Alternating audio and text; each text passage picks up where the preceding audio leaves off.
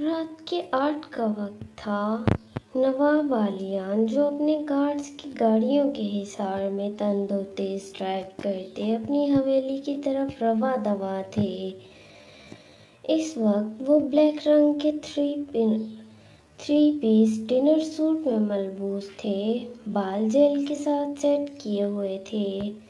آج نواب عالیان علی خان بے حد ہینڈسم اور ڈیشنگ لگ رہے تھے۔ جب وہ آج اپنے آفس سے نکلے، انہوں نے رشوال کو کال پر کہا کہ آج وہ دونوں ڈنر باہر کریں گے اور رشوال کو ان کی من پسند بلیک ساڑی، بنارسی ساڑی میں تیار ہونے کو بولا۔ رشوال نے بس ہاں کی تھی۔ یہاں نواب عالیان جو آج اس طرح ریڈی ہوئے تھے جس انداز میں شاید رشوال نے انہیں دیکھا ہی نہیں تھا جب سے رشوال ان کی زندگی میں آئی تھی۔ نواب عالیان نے بس شلوار قمیض ہی پہنی تھی۔ آج وہ رشوال کے سامنے پہلی دفعہ اس ڈریسنگ میں جا رہے تھے، وہ بھی اس کو حویلی سے پک کرنے۔ آ رہا ہوں چھوٹی بیگم، آج آپ کو وہ سرپرائز ملے گا کہ آپ دیکھتی رہ جائیں گی۔ یہ بولتے رشوال کے لیے اپنی آنکھوں میں وہ ڈھیروں چمک لیے مسکرائے تھے اور پھر اپنی اسپیڈ اور زیادہ بڑھا دی تھی۔ تقریباً آدھے گھنٹے کے بعد نواب عالیان کی گاڑی گارڈز کی گاڑیوں کے ساتھ خان حویلی کے پورچ میں آ کر رکی تھی۔ نواب عالیان نے اضطرابی کیفیت میں حویلی کے اندر کے مین دروازے کی طرف دیکھا تھا اور اپنی گھنی براؤن بیئرڈ مسلی تھی، پر اگلے ہی سیکنڈ آنکھوں میں چمک سی اتری تھی کیونکہ سامنے سے چھوٹی بیگم شمشا کے ساتھ پوری کالی چادر میں لپٹی باہر کی طرف آرام آرام سے چلتی آ رہی تھیں اور انہوں نے ایک ہاتھ پیٹ پر رکھا ہوا تھا۔ رشوال کو دیکھتے نواب عالیان اپنا کوٹ جھٹکتے اضطراب میں گاڑی سے باہر نکلے تھے، ایک ہاتھ سے اپنے بال اوپر کرتے چھوٹی بیگم کی طرف بڑھے۔ رشوال کہ جس کا سارا وجود چادر کے اندر چھپا تھا، پر چاند سا چہرہ کھلا ہوا تھا۔ نواب عالیان رشوال کے آگے آتے بولے، چھوٹی بیگم۔ رشوال جو اپنے ہی دھیان میں چل رہی تھی، ایک دم رکتے اس نے اپنی ہیزل بلو آنکھیں نواب عالیان کی طرف اٹھائی تھیں اور اس کے بعد آنکھوں نے وہاں سے کہیں اور جانا منع کر دیا تھا۔ رشوال کچھ دیر کے لیے ہپنوٹائزڈ ہوئی تھی۔ اس کے بالکل سامنے اس کا شوہر، اس کے نواب جی، اس کے بچوں کے باپ اور آخر اس سلطنت کا نواب اپنی خوبرو اور بے حد ڈیشنگ پرسنالٹی کے ساتھ سوٹ میں کھڑا تھا۔ رشوال تو آج کتنے مہینوں کے بعد اپنے نواب جی کو دیکھتی رہ گئی تھی۔ آج وہ کسی ہیرو سے کم نہیں لگ رہے تھے، لگتے تو وہ پہلے بھی نہیں تھے، لیکن آج ان کے انداز میں کچھ الگ تھا جو ان کو اور زیادہ خوبصورت بنا رہا تھا۔ آخر رشوال کا اپنی طرف بنا پلکیں جھپکے دیکھنا نواب عالیان کو اندر تک سکون دے گیا تھا۔ نواب عالیان خان بولے، چھوٹی بیگم چلیں؟ کیا؟ رشوال جو ایک دم بولی، وہ نواب عالیان میں اتنی کھوئی تھی کہ اسے پتہ ہی نہیں چلا کہ انہوں نے کیا بولا ہے۔ میں نے بولا چلیں۔ نواب عالیان رشوال کا ہاتھ پکڑ گئے تھے، نظریں اس کے بے حد حسین چہرے کا طواف کر رہی تھیں۔ جی، وہ اتنا سا ہی بولی تھی کہ ایک دم نواب عالیان آگے ہوتے رشوال کو اپنی مضبوط باہوں میں اٹھا گئے۔ جہاں رشوال کا منہ کھلا تھا وہیں شمشا کی بھی آنکھیں پھٹی تھیں، پہلی بار اپنے نواب کو وہ ایسا کرتے دیکھ رہی تھی۔ سنیں نواب جی، چھوٹی بیگم، اب جو بولنا ہے آپ وہاں جا کر بولیں گی جہاں کہ میں آپ کو لے کر جا رہا ہوں، اسی لیے خاموش۔ یہ بولتے روشال کو لے جاتے گاڑی کا دروازہ کھولتے اس کی سیٹ پر بٹھا گئے تھے۔ وہیں روشال خاموش ہوتی بیٹھی تھی۔ اسے کچھ سمجھ نہیں آ رہا تھا کہ اس کے نواب جی اسے لے کر کہاں جا رہے تھے۔ روشال کو گاڑی میں بٹھاتے نواب بالیان نے اپنی سیٹ سنبھالی تھی اور گہری نگاہ روشال پر ڈالتے گاڑی سٹارٹ کی تھی۔ روشال کی نظریں ونڈو اسکرین پر ہی جمی ہوئی تھیں۔ وہ اس خوبرو سلطنت کے نواب کو دیکھتے پھر انہی گلیوں میں نہیں جانا چاہتی تھی جب اس نواب نے اس کا دل لوٹا تھا اور اس کے دل کے مقام پر پورے حق سے براجمان ہوا تھا۔ نواب بالیان نے گاڑی سٹارٹ کرتے روشال کا ایک ہاتھ پکڑتے اپنے سینے سے لگایا تھا۔ اب کی بار روشال نے نظریں اٹھا کر ظالم نواب کو دیکھا تھا۔ چھوٹی بیگم، آج یہ ہاتھ اور آپ میرے دل کے قریب رہیں گی۔ اپنی استحقاق اور نشیلی نظروں سے روشال کو دیکھتے اب سارا دھیان اپنی ڈرائیو پر کیا تھا۔ اب ان کو جلدی اس جگہ پہنچنا تھا جہاں انہوں نے اپنی چھوٹی بیگم کے لیے بہت ہی خوبصورت انتظام کیا ہوا تھا۔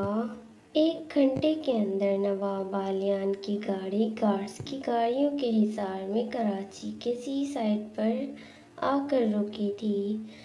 نواب بالیان نے ونڈو اسکرین سے باہر دیکھتے اب نگاہ اپنی چھوٹی بیگم پر ڈالی تھی جو باہر حیرت سے دیکھ رہی تھی۔ سامنے بس سمندر کا پانی دکھ رہا تھا اور ٹھنڈی طوفانی ہوائیں چل رہی تھیں۔ روشال کو بہت دھیان سے باہر کی طرف دیکھتے نواب بالیان مسکرائے تھے۔ وہ اپنی طرف سے باہر اترتے روشال کی طرف آئے اور اس کی طرف کا دروازہ کھولتے اپنا ہاتھ آگے بڑھایا۔ یہ ہم کہاں ہیں نواب جی؟ روشال نے پوچھنا چاہا تھا۔ جلدی پتہ لگ جائے گا آپ کو چھوٹی بیگم، ابھی چلیں۔ روشال نے اپنا ہاتھ آگے نواب بالیان کی طرف بڑھایا ہی تھا کہ اس سے پہلے ہی نواب بالیان روشال کو اپنی باہوں میں اٹھا چکے تھے۔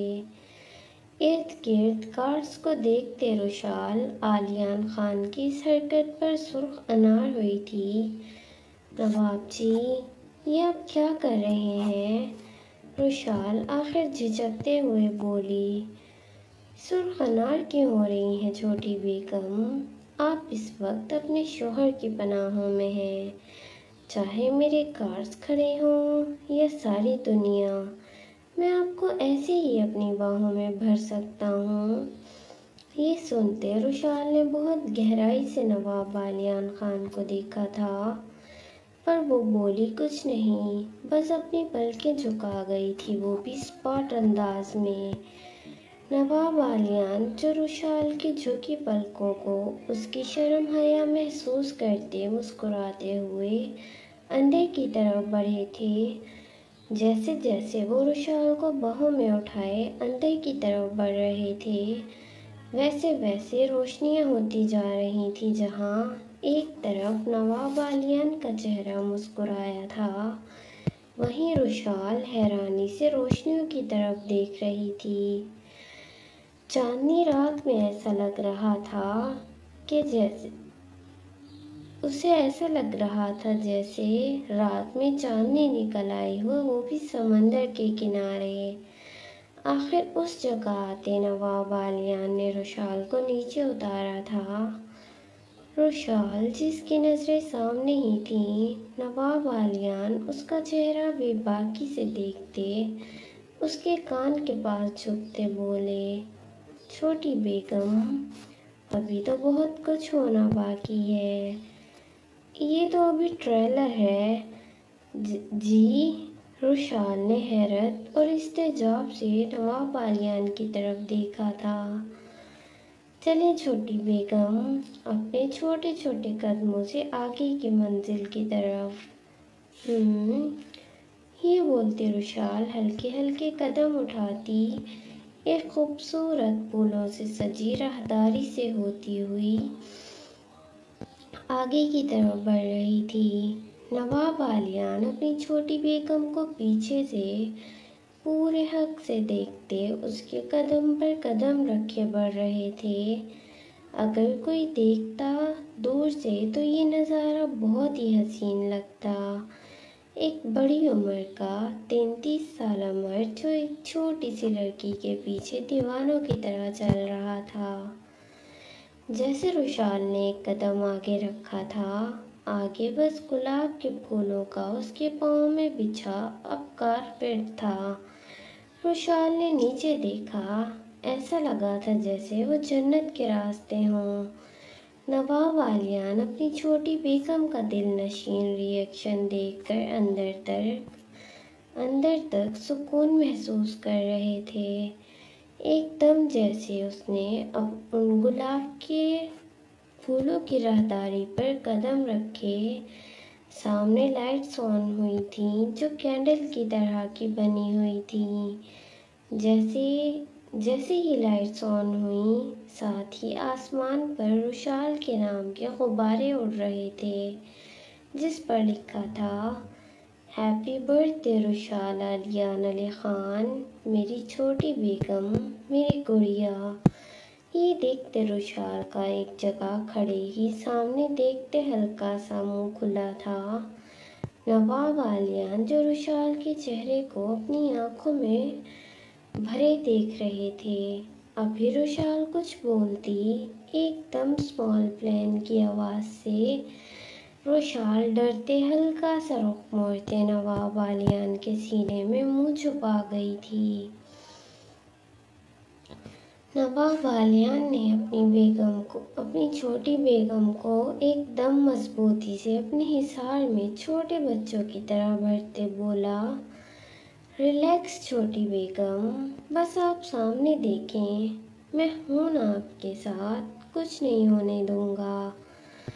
रुशाल हल्का सा उन्हें देखते सामने आसमान की तरफ देखने लगी थी, जहां स्मॉल प्लेन अपने रंग बिरंगे पिंक और पर्पल धुएं से लिख रहा था। समंदर के ऊपर लिख रहा था happy 18th birthday Rushal Aliyan.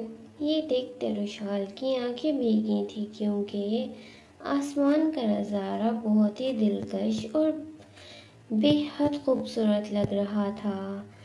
जैसे ही प्लेन ने आसमान पर लिखा, वैसे ही नीचे से बहुत सी कैंडल्स के गुब्बारे, लैंटर्न्स, फायर बलून्स आसमान की तरफ उड़े थे और पीछे से नवाब आलियान रुशाल को अपनी बाहों में भर गए और शिद्दत से उसकी काली चादर गर्दन से हटाते अपने लब रखते बोले, हैप्पी बर्थडे छोटी बेगम, मेरी गुड़िया, मेरे बच्चों की माँ।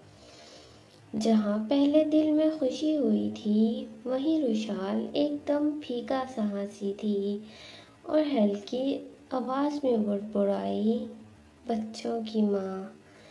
नवाब आलियान ने रुशाल का रुख अपनी तरफ किया, छोटी बेगम, बहुत बहुत मुबारक हो आपको आपका ये ख़ास दिन। आज मेरी गुड़िया 18 की हो गई है। आपको कैसे याद था नवाब जी? रुशाल आखिरकार सवाल कर ही बैठी थी कि आखिर उन्हें कैसे उसका बर्थडे याद रहा। जब आप मेरे निकाह में आई थी ना, उसी दिन से आपकी हर चीज़ मेरी हो गई थी। जवाब इतना गहरा था कि रुशाल को समझने में देर नहीं लगी थी। दोनों एक दूसरे को देख रहे थे बहुत ही गहरी नज़रों से।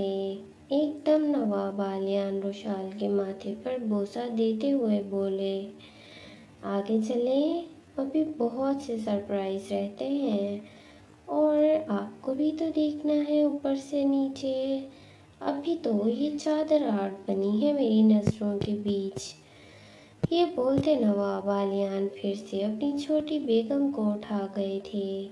رشال کے دونوں ہاتھ ان کے گلے کا ہار بنے ہوئے تھے۔ وہ رشال کو دیکھتے آگے بڑھ رہے تھے۔ آگے آتے سامنے دیکھتے رشال نے پھر سے حیرانگی سے وہ سارا سجا ہوا حصہ دیکھا تھا۔ سمندر کی لہروں کے قریب بہت ہی خوبصورت سجاوٹ ہوئی تھی۔ بلیک اور گولڈن غباروں سے ہر طرف روشنی کے لینٹرن لگے ہوئے تھے۔ ایک طرف بہت ہی خوبصورت ہٹ جھونپڑی جو کہ پوری پھولوں اور لائٹ سے سجی ہوئی تھی، ساتھ ہی ایک بہت ہی خوبصورت پھولوں کا چھتری کی طرح کی چھت بنائے نیچے ایک خوبصورت سی راؤنڈ شیپ ٹیبل رکھی ہوئی تھی جس میں کیک تھا پنک اور پرپل رنگ کا، اور اس کے اوپر 4 رشال کے نام کی گڑیا اور اس کے ہاتھوں میں 2 بیبی بنا کر رکھے ہوئے تھے۔ آئی چھوٹی بیگم۔ نواب عالیان رشال کو وہاں ٹیبل کے پاس لے جاتے نیچے اتار گئے تھے۔ رشال جو بہت باریکی سے اس کیک کو دیکھ رہی تھی، اس میں جب رشال اور اس کے بچے تھے تو نواب عالیان کہاں تھے؟ کیا وہ آج بھی اس کے نہیں بنے تھے؟ یا پھر آج جو بھی وہ کر رہے تھے صرف اپنے بچوں کی ماں کو خوش کرنے کے لیے، یا صرف اپنے بچوں کے لیے کر رہے تھے؟ یہ سوچتے رشال کا دل اندر سے غمگین ہوا تھا۔ جتنا وہ اپنے آخری ڈیلیوری کے مہینوں کے قریب جا رہی تھی، اتنا ہی وہ یہ سب محسوس کرنے لگی تھی۔ اوپر سے رباب کا ہر 2 دن چھوڑ کر فون کر کے اس کو اس کی حیثیت جتلانا۔ رشال کو خاموش دیکھتے آخر نواب عالیان نے خاموشی توڑی۔ چھوٹی بیگم، کیسے لگا سب کچھ؟ وہ اس کے بہت ہی قریب ہوتے بے باک نگاہ اس کے سراپے پر گاڑتے رشال کی چادر نیچے سرکا گئے تھے۔ وہ کچھ نہیں نواب جی، وہ بے تاثر لہجے میں بولی، اور دوسری طرف نواب عالیان کی سٹی اور پٹی گل ہوئی تھی۔ کیونکہ رشال بلیک رنگ کی بنارسی ساڑی میں قیامت ڈھا رہی تھی، اس کا گول مٹول سراپا اور زیادہ متناسب ڈھلکا ہوا تھا۔ رشال نے ساڑی کا پلو بہت ہی خوبصورت انداز میں ڈالا ہوا تھا، پیٹ بلاؤز میں ڈھکا ہوا تھا، لیکن رشال کی گہرائیاں جو بہت زیادہ بھاری ہونے کی وجہ سے باہر نکلنے کو جیسے بے تاب تھیں۔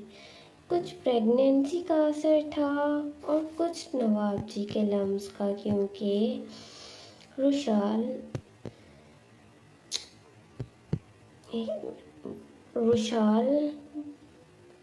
وہ زیادہ تر رشال کی دھڑکنوں سے ہی لپٹتے اپنی پیاس بجھاتے تھے۔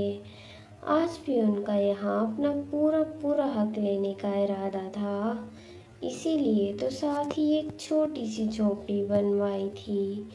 پورا کلفٹن ایریا بند تھا، ہر طرف داخلی اور خارجی راستے پر نواب عالیان کے گارڈز کھڑے تھے، کوئی اس طرف آ ہی نہیں سکتا تھا۔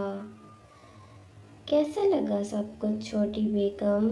رشال کے خوبصورت سراپے کو اپنی آنکھوں میں قید کرتے بولے۔ بہت اچھا ہے سب، ہلکا سا بولتے مسکراہٹ لیے وہ اسپاٹ لہجے میں بولی تھی۔ نواب عالیان کو رشال کا یہ انداز ایسا لگا کہ وہ خوش نہیں، پھر بھی اپنی سوچوں کو جھٹلاتے وہ اس کے اور زیادہ قریب ہوئے اور رشال کے چہرے کو اپنے ہاتھوں میں بھرتے ہوئے بولے۔ بہت خوبصورت لگ رہا ہے میرا چاند کا ٹکڑا۔ آج کیک کاٹنے کے بعد بہت کچھ آپ سے بولتے آپ کے بے حد قریب آنا ہے۔ ایک ہاتھ بے باکی سے رشال کی پچھلی گہرائی میں پھیرتے ہوئے وہ بولے تھے۔ روشال جو بس نظریں جھکائے سن رہی تھی، ایک یہی مرد تھا جو اس کے دل پر ہمیشہ راج کرنے والا تھا، لیکن اب روشال کو اپنی عزت نفس اور اپنی اولاد سے بڑھ کر کچھ نہیں تھا۔